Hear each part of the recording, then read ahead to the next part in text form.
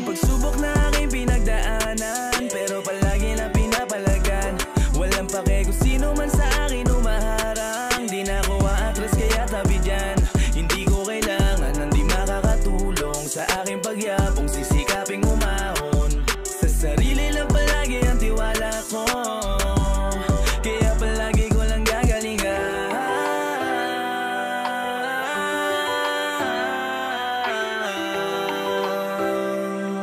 Yeah.